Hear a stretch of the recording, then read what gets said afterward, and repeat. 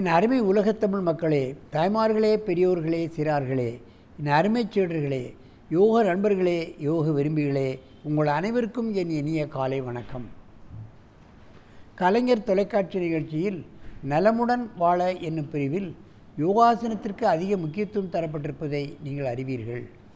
அதிகாலை வேளையில் ஏதாவது ஒன்றிரண்டு ஆசனங்களை, சின்ன சின்ன ஆசனங்களை முடிந்தவரை செய்தாலே நாம் உடல்நலம் பெற்றுவிடலாம். நோய் என்பதே நம்மை அண்டாது என்பதை நீங்கள் தெரிந்து கொள்ளலாம். நோயில்லாமல் வாழ்வதற்குத்தான் நம்மளை படைத்தான். ஆனால் நாம் சுற்றுப்புற சூழ்நிலைகள் சரியாக இல்லாத காரணத்தினாலும், சரியான ஆகாரங்களை சரியான நேரத்தில் சாப்பிடாததினாலும், அதிகமாக உணவுகளை உண்ட காரணத்தினாலும் நமக்கு பல்வேறுபட்ட நோய்கள் வருகிறது என்பதை நீங்கள் தெரிந்து கொள்ள வேண்டும். உணவை கட்டுப்படுத்த வேண்டுமென்றால் மனதை கட்டுப்படுத்தினால்தான் முடியும். மனதை கட்டுப்படுத்தாமல் உணவை கட்டுப்படுத்த முடியாது. ஆனால் யோகாசனம் செய்கிறவர்களுக்கு ஐம்புலன்களும் கட்டுப்படுத்திவிடும், தன் கைக்குள் வந்துவிடும். ஆசையை ஒழித்து விடலாம். அதுக்காக சாமியாராக ஆக வேண்டும் என்பதல்ல. எங்கேயாவது கல்யாண வீட்டுக்கு போனால் கண்டதெல்லாம் தின்னு நிறைய சாப்பிட்றோம். அப்போ அது ஒரு வாரம், அப்புறம் அதுக்கனால பெரிய பிரச்சனை. கல்யாண வீட்டுக்கு போங்க, சாப்பிடுங்க, மிதமாக சாப்பிடுங்க. அதனால் ஐஸ்கிரீமாக அவன் சும்மா தானான்னு நிறைய சாப்பிடாதீங்க. பாயசம் இருக்குங்கிறதுக்காக நிறைய குடிக்காதீங்க. மிதமாக சாப்பிட்டீங்கன்னா உங்களுக்கு நோய் இல்லை. அதை திருவள்ளுவர் தனியாக ஒரு மருந்துங்கிற அதிகாரத்தில் எப்படி சாப்பிடணும், எவ்வளவு சாப்பிடணும், எப்பப்போ சாப்பிடணும், எதை சாப்பிடக்கூடாது என்பதைத்தான் சொல்கிறார். மருந்தை பற்றியே சொல்லலை. ஆகவே இன்றைக்கு நமது அரங்கிற்கு கும்மிடிப்பூண்டியிலிருந்து யோகாசன ஆசிரியர் சாந்தி என்பவர்கள் வெகு நாட்களாக அண்ணா நகரில் பெரிய பள்ளிகள் அவர்கள் யோகாசன ஆசிரியராக இருந்தவர்கள்.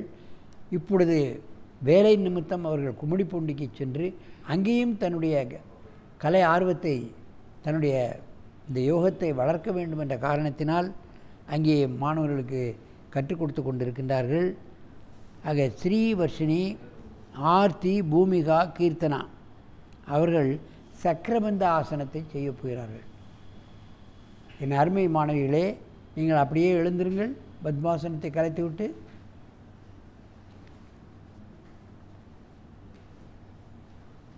மெதுவாக செய்ய வேண்டும், வேகமாக செய்யக்கூடாது. ஏன்னா சக்கரபந்த ஆசனம்லாம் கொஞ்சம் கடினமான ஆசனம். மெதுவாக செய்ய வேண்டும். செய்யுங்க. நின்று கொண்டு சக்கராசனம் பண்ணுவது என்பது மிக கடினம். படுத்துட்டு பண்ணலாம். ஆனால் நின்று கொண்டு செய்வது என்பது மிக கடினம். சக்கரபந்த ஆசனம் என்பது அது கடினம். பாருங்கள், நுரையீரல் விரிவடைகின்றது, முதுகெலும்பு பூரணமாக வளைக்கப்படுகின்றது. காலை பிடித்து கொண்டு தலையை மேலே தூக்குவது என்பது மிக மிக கடினம்.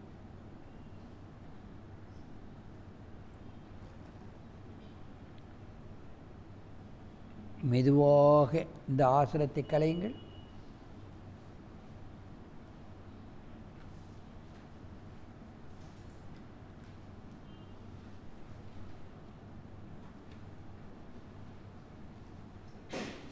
நன்றாக மூச்சை இழுத்துக்கொள்ளுங்கள். மீண்டும் ஒரு முறை இந்த ஆசனத்தை செய்யுங்கள்.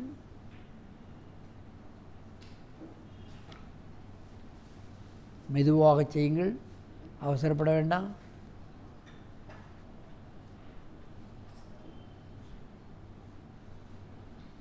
முதல்ல சக்கராசனம் பழகின அப்புறம்தான் இந்த ஆசனம் வரும்.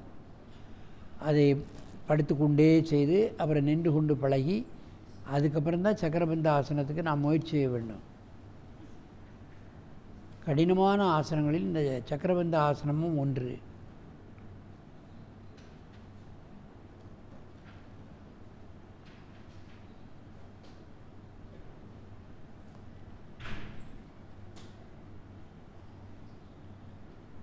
மெதுவாக இந்த ஆசனத்தை கலையுங்கள்.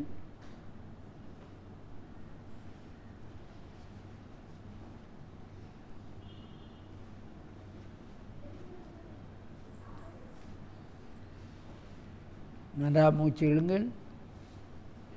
இப்பொழுது பக்கவாட்டில் இந்த ஆசனத்தை செய்யணும். அப்படியே நிமிர்ந்து எழுந்திருங்க. ஒருவருக்கொரு நேராக பார்த்து கொண்டு இந்த ஆசனத்தை செய்யணும். எழுந்திருங்க.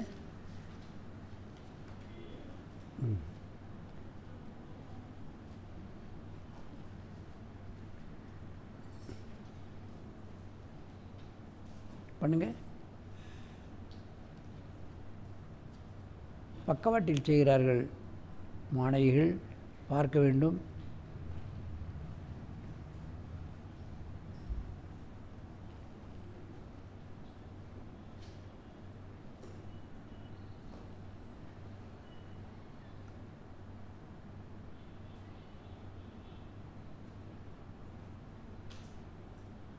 கடினமான ஆசனங்களில் கூட எவ்வளவு நேரம் வேண்டுமானாலும் நாம் இருக்கலாம்.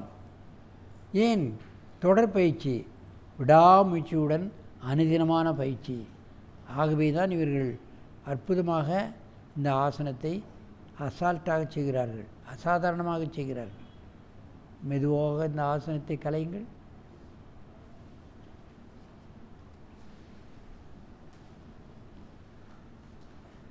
நேராக எழுந்து பத்மாசனத்தில் உட்காருங்கள், வரிசையாக முன்போல். என் அருமை பெரியோர்களே, தாய்மார்களே, சின்ன சின்ன ஆசனங்களை பழகி, படுத்து சக்கராசனம் பழகி, அதற்கு பின்னால் தான் இந்த சக்கரபந்த ஆசனத்தை செய்ய வேண்டும்.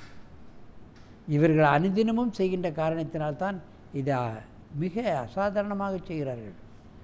இதை பார்க்கின்ற பள்ளி தாளாளர்களே, மாணவர்களே, யோகாசன ஆசிரியர்களே, ஃபிசிக்கல் எஜுகேஷன் டீச்சர் அவர்களே, நீங்கள் எல்லோரும் அந்த மற்ற விளையாட்டுகளோடு யோகாசனத்தையும் கற்றுக் கொடுங்கள். இவைதான் அவர்களுக்கு வாழ்க்கையில் வழிகாட்டக்கூடிய பயிற்சி. வெள்ளையன் விளையாட்டெல்லாம் கல்யாணம் ஆகிற வரைக்கும் தான் செய்ய முடியாது, அதுக்கப்புறம் செய்ய முடியாது. குழந்தை பெற்று விட்டால் செய்ய முடியாது. இதை நம் ஆயுள் முழுவதும் செய்யலாம். நமக்கு நாமே டாக்டர் ஆகலாம், நம் குடும்பத்துக்கே யோகா டாக்டர் ஆகலாம். இன்றைக்கு பல்கலைக்கழகங்களிலெல்லாம் இந்த பயிற்சி கொடுக்கப்படுகிறது. Certificate course, diploma course, degree, PhD, MPhil வரைக்கும் கொடுக்கப்படுகிறது. ஆகவே முடிந்தால் பார்ட் டைமாக அதில் சேர்ந்து அதனை டிகிரியை பெற்று நீங்கள் தனியாக ஆசிரமங்களை நடத்தலாம், பயிற்சியாளர்களை நடத்தலாம், தீர்க்க முடியாத நோய்களை நீக்கலாம். எம்பிபிஎஸ் டாக்டருக்கு மேலாக நீங்கள் வருமானத்தை தேடிக்கொள்ளலாம் என்பதுதான் உண்மை. ஆகவே விடாமுயற்சியுடன் எல்லோரும் இந்த ஆசனங்களை பழகி வாழ்க்கையில் முன்னேற்றம் அடைய வேண்டும் என்று கேட்டு உங்களிடமிருந்து விடைபெறுவது ஆசனம் ஆண்டியப்பன். வணக்கம்.